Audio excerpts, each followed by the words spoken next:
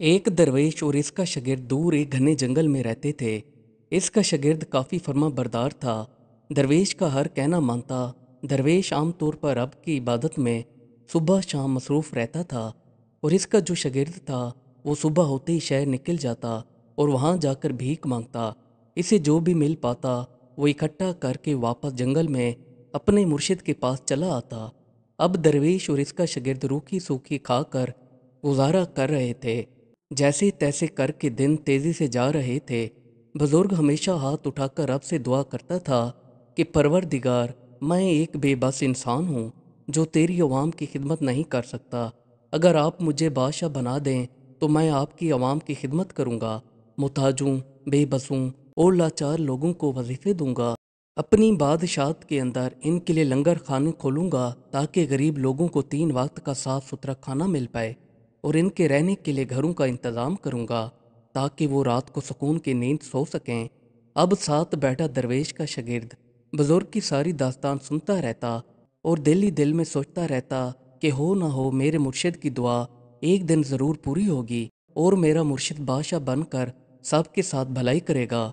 दिन महीनों में गुजरते गए। लड़का जाता भीख मांग कर वापस झोंपड़ी में आता तो ये बुजुर्ग को यही दुआ मांगते हुए सुनता कि परवरदिगार मुझे मुल्क का बादशाह बना दे।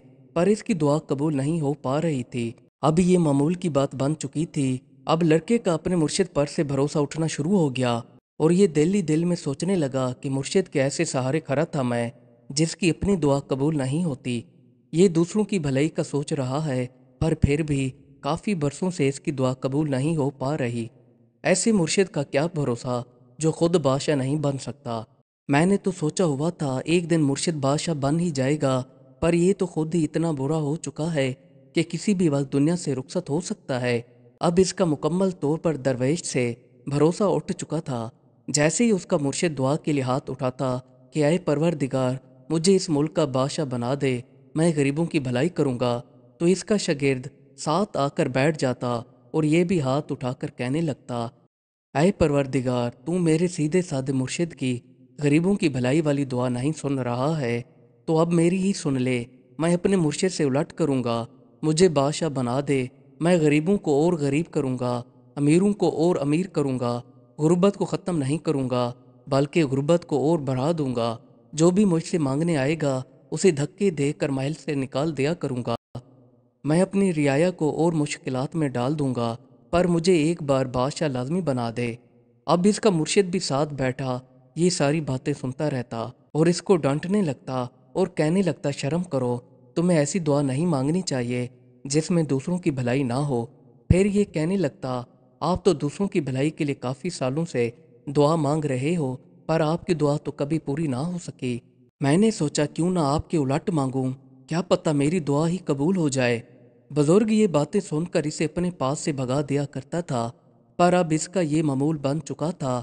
जब भी बुजुर्ग दुआ मांगता तो साथ ये भी उलट मांगने लगता। एक दिन लड़का काफ़ी गुस्से में आकर मुर्शिद को काफ़ी बातें सुनाने लगा और कहने लगा कि मैं ख्वाह मख्वाह आपको अपना उस्ताद मानता रहा, पर आपकी तो अपनी दुआएं कबूल नहीं होती।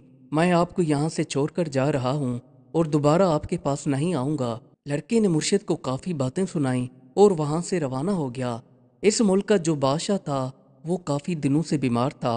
बादशाह को हकीमों ने जवाब दे दिया था और कह दिया था कि आप चंद दिन के अंदर इस दुनिया से चले जाएंगे।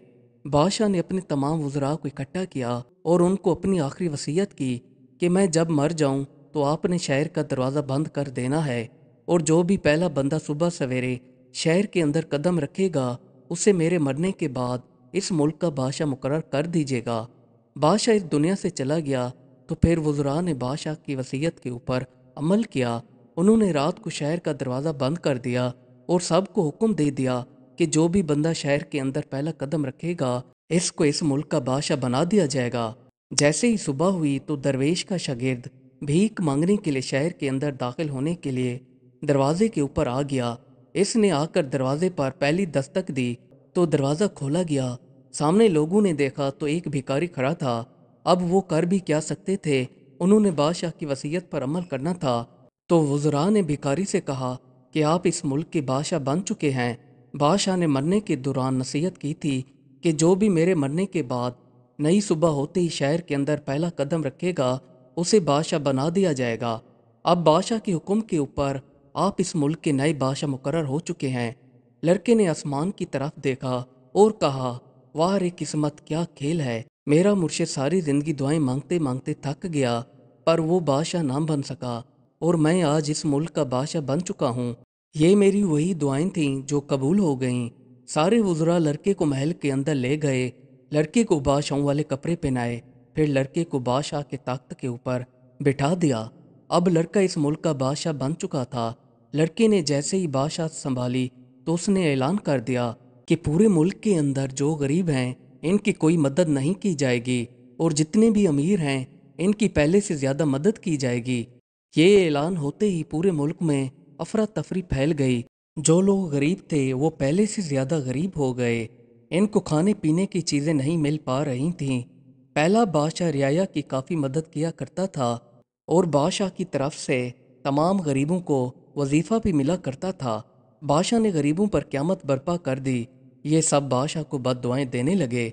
अब पूरे मुल्क के अंदर मुफलसी अपने अरूज पर थी।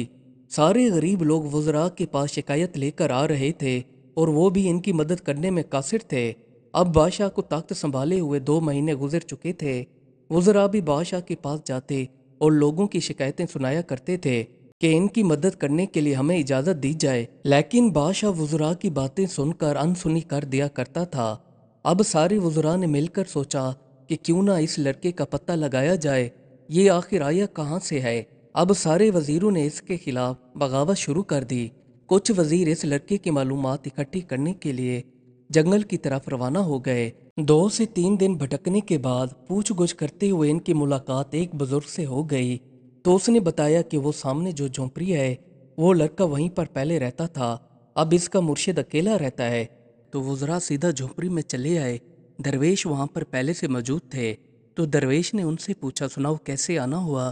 तो वज़रा ने दरवेश को सारा किस्सा सुनाया और कहा कि आपके शागिर्द ने पूरे मुल्क को तबाह बर्बाद कर दिया है। मेहरबानी फरमाकर आप हमारे साथ चलें और इसको सीधे रास्ते पर ले आएं।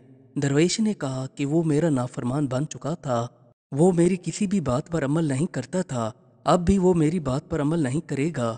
तो वज़रा ने कहा कि मेहरबानी फरमाकर एक बार आप हमारे साथ चलें। दरवेश काफ़ी मजबूर होने के बाद उनके साथ महल के अंदर आ गया।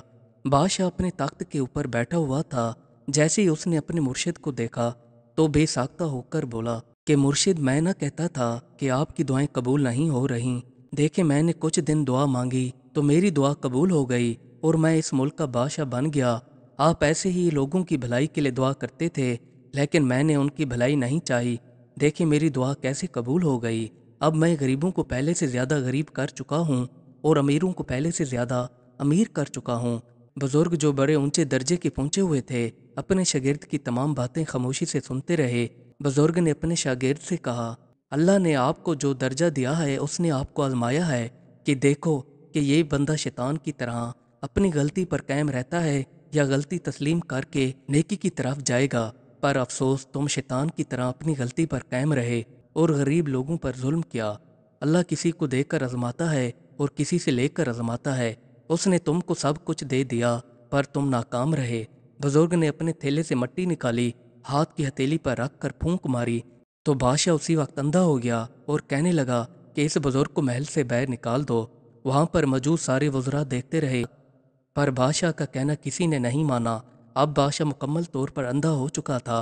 वज़रा ने देखा कि अब बादशाह किसी काम का नहीं रहा तो बादशाह को उठाकर महल के बाहर फेंक दिया गया और मुर्शिद को बादशाह के तख्त पर बिठा कर कहा कि आप ही आज से इस मुल्क के बादशाह हैं और लोगों की भलाई अब आपके ज़िम्मे है।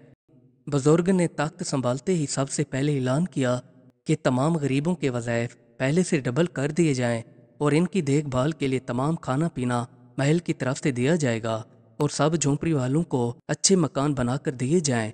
कुछ ही दिनों बाद पूरा मुल्क खुशहाली की राह पर गामज़न हो गया। मज़ीद अच्छी अच्छी वीडियोज़ देखने के लिए हमारे चैनल को सब्सक्राइब कर लें। शुक्रिया।